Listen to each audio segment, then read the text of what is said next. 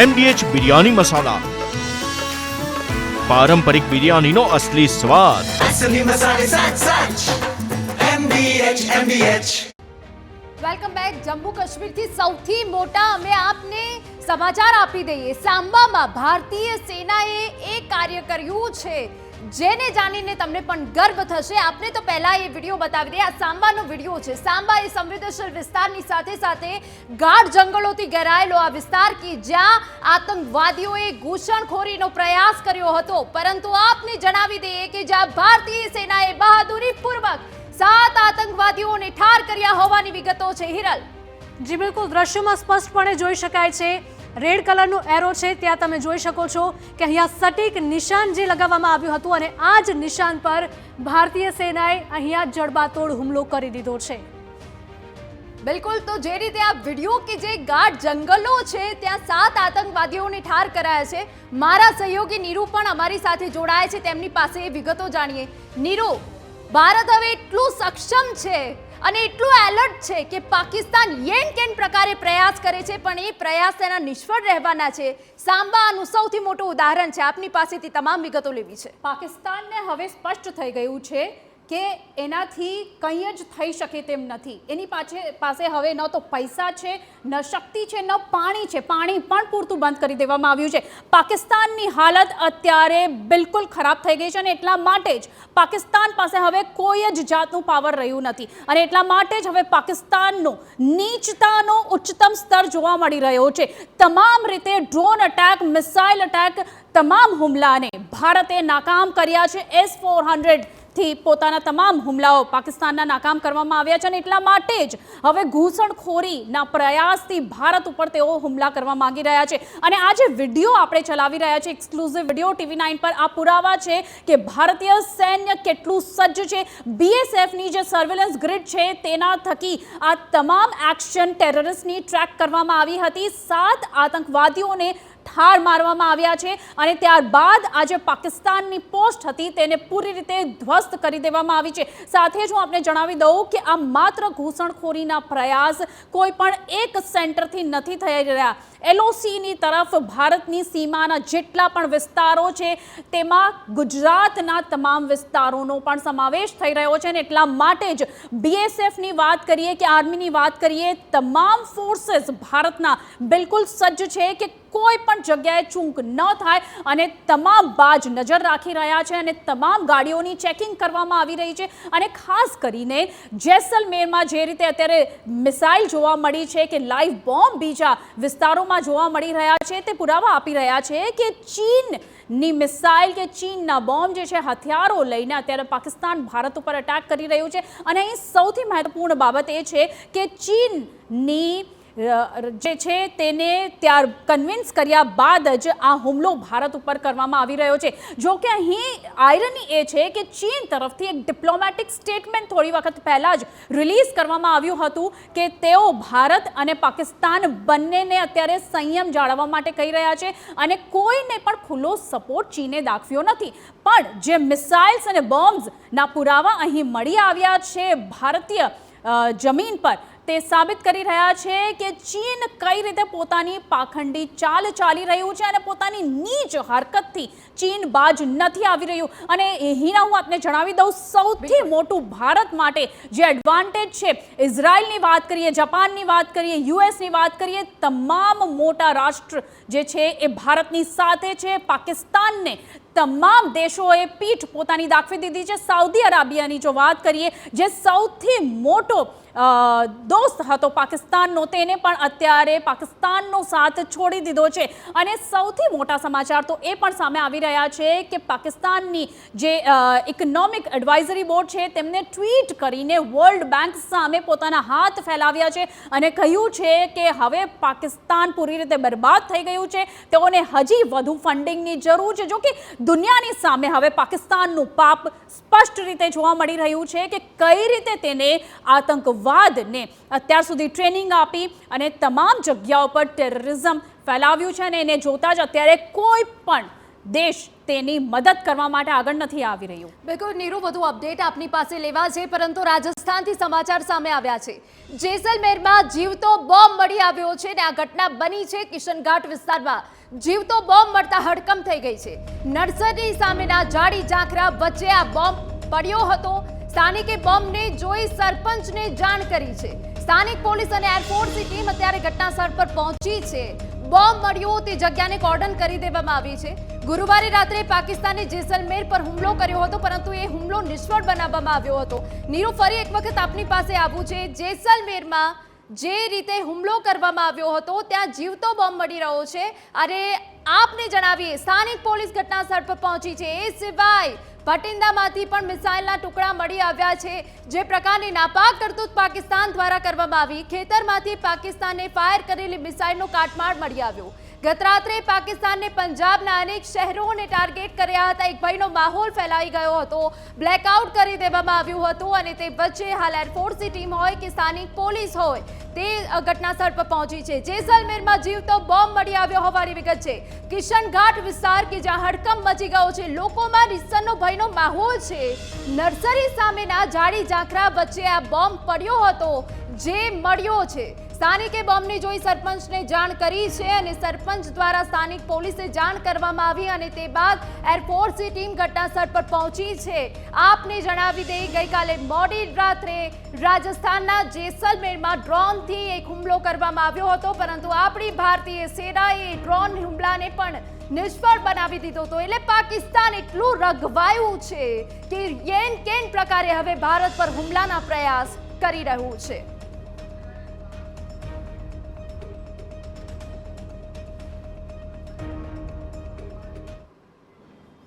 તો જેસલમેરમાં જીવતો બોમ્બ મળી આવ્યો છે. મારા સહયોગી નીરુ સતત અમારી સાથે જોડાયેલા છે. નીરુ, પાકિસ્તાન સુધરવાનું તો છે જ નહીં, પરંતુ આપણી ભારતીય સેના પણ એલર્ટ પર છે. જેસલમેરમાં ગઈકાલ રાત્રે પણ ડ્રોન એટેક કરવામાં આવ્યો જે નિષ્ફળ થઈ ગયો અને હવે જીવતો બોમ્બ મળી આવ્યો છે. નીરુ, ત્યારે પૂરી રણનીતિ છે, કૂટનીતિથી કામ લેવામાં આવી રહ્યું છે. મોદી સરકાર તરફથી જે તમામ નિર્ણય લેવામાં આવ્યા છે તે દીર્ઘકાલીન છે. ખાસ કરીને સેનાની વાત કરીએ કે એરફોર્સની વાત કરીએ કે પછી આપણે નેવીની વાત કરીએ, ત્રણેય અત્યારે મળીને ઇન્ટિગ્રેટેડ સિસ્ટમમાં જે રીતે કામ કરી રહી છે. પાકિસ્તાનના એક પણ અટેકને તેઓએ સફળ થવા દીધું નથી. જો કે નુકસાન થયું છે ભારતીય સીમાના જેટલા પણ વિસ્તારો છે ત્યાં બેશક અમુક નુકસાન થયા છે, અમુક લોકોના જીવ ગયા છે, પણ કોઈ પણ એવો મોટો હુમલો પાકિસ્તાન તરફથી અત્યાર સુધી સફળ નથી થયો. અત્યારે જે તસવીરો આવી રહી છે જેસલમેરથી હોય કે અમૃતસરની તસવીરો હોય કે પછી શ્રીનગર સાંબા તરફની તમામ તસવીરો હોય, ત્યાં તમામ ચિત્રો જે છે તે સ્પષ્ટ થઈ ગયા છે કે કઈ રીતે પાકિસ્તાન વારંવાર અટેક કરી રહ્યું છે. પણ ભારતીય સેના પૂરી રાત સજ્જ હતી અને અત્યારે પણ સજ્જ છે. 6 તારીખની રાત્રે 1:05 જે રીતનો 25 મિનિટની અંદર 9 ઠેકાણાઓ પર વિધ્વંસ બોલાવેલું હતું ભારત તરફથી અને ત્યારબાદથી પાકિસ્તાને જે વળતો પ્રહાર કર્યો છે તેને લઈને અત્યારે સમગ્ર વિશ્વમાં ચર્ચા છે અને પાકિસ્તાન પોતાને ડિફેન્સ નથી કરી રહ્યું, સતત ઇન્ડિયા ઉપર અટેક કરી રહ્યું છે. ભારતના સિવિલિયન એરિયામાં પણ, મિલિટરી એરિયામાં પણ પાકિસ્તાન અટેક કરી રહ્યું છે. જ્યારે કે ભારતની રણનીતિ, ભારતની કૂટનીતિ બિલકુલ સ્પષ્ટ હતી કે તેઓએ સિવિલિયન્સ એરિયાને બિલકુલ પણ ટાર્ગેટ નહોતા કર્યા. પણ ભારતની જે હવે આગળની રણનીતિ છે તે સ્પષ્ટ છે. હવે ભારતની સેના હોય, એરફોર્સ હોય કે નેવી હોય, તેઓ બિલકુલ પણ પાછળ નથી હટવાના અને તમામ રીતે તેઓ આગળ વધી રહ્યા છે, સતત પ્રહાર કરી રહ્યા છે. પાકિસ્તાનનો જે રીતનો હુમલો થઈ રહ્યો છે તેનો જડબાતોડ જવાબ આપી રહ્યા છે અને ગઈકાલે સૌથી મોટો પ્રહાર કરવામાં આવ્યો હતો INS વિક્રાંત તરફથી કરાચી પોર્ટ ઉપર હુમલો કરીને પાકિસ્તાનની જાણે કમર તોડી નાખી છે ભારતે. કારણ કે અત્યારે પાકિસ્તાનની પાસે માત્ર ને માત્ર તુર્કી જ ઊભું છે. બીજા કોઈ પણ રાષ્ટ્ર, કોઈ પણ દેશ અત્યારે પાકિસ્તાનની સામે ઊભા નથી. કારણ કે સૌ કોઈ અત્યારે જાણી રહ્યા છે કે જો આતંકવાદનો તેઓએ સાથ દીધો કે પાકિસ્તાનનો તેઓએ સાથ દીધો તો કોઈ પણ દેશ તેમની સાથે નહીં ઊભા રહે અને માત્ર તુર્કી પાસે કોઈ પણ ઉપાય નથી અત્યારે. એટલા માટે જ તુર્કીએ પાકિસ્તાનને તમામ ઇમ્પોર્ટ એક્સપોર્ટની તેઓ સાથે ટ્રેડ ડીલ અત્યારે ચાલી રહી છે, જો કે બહુ મોટું નુકસાન ગઈકાલે કરાચી પોર્ટ ઉપર પણ થયેલું છે અને ત્યારબાદ પણ અત્યારે પાકિસ્તાન બાજ નથી આવી રહ્યું. સવારે જે રીતે ટ્વીટ સામે આવ્યું છે ઇકોનોમિક અફેર્સ મિનિસ્ટ્રીનું પાકિસ્તાનના, તેનાથી સ્પષ્ટ થઈ ગયું છે કે હવે પાકિસ્તાનની હાલત બિલકુલ ખસ્તા થઈ ગઈ છે, પાકિસ્તાન પસ્ત થઈ ગયું છે અને તેઓના તમામ હુમલાના પ્રયાસો જે છે તે નિષ્ફળ ગયા છે અને હજી તો 2 દિવસ થયા છે માત્ર અને એમાં પાકિસ્તાનની આવી હાલત છે.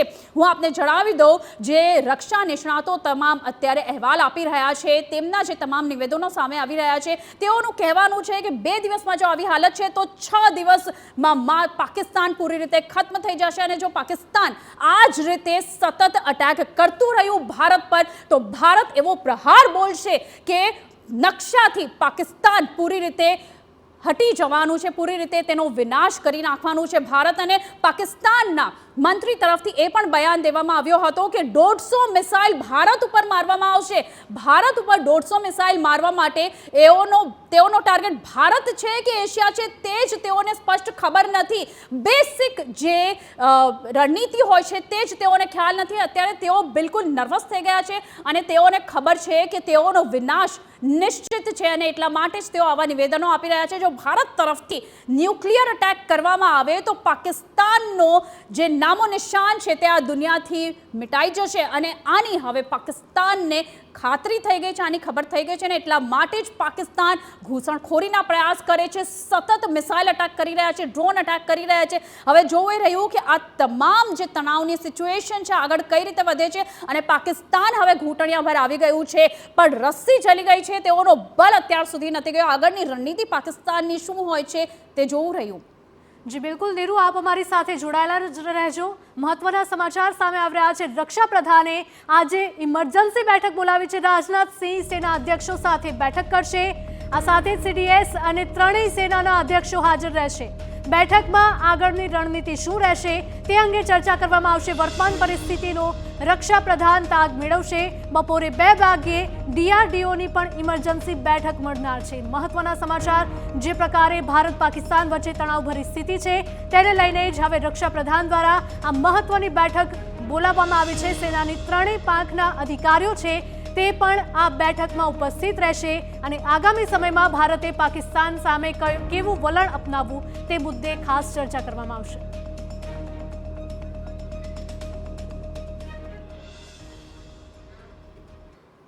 બિલકુલ, નીરુ આપણી સાથે જોડાયેલા છે. નીરુ, જણાવશો કે જે પ્રકારની માહિતી સામે આવી રહી છે કે રક્ષા પ્રધાને પણ આજે મહત્વની બેઠક બોલાવી છે, કયા કયા મુદ્દાઓને લઈને આ બેઠકમાં ચર્ચા થઈ શકે?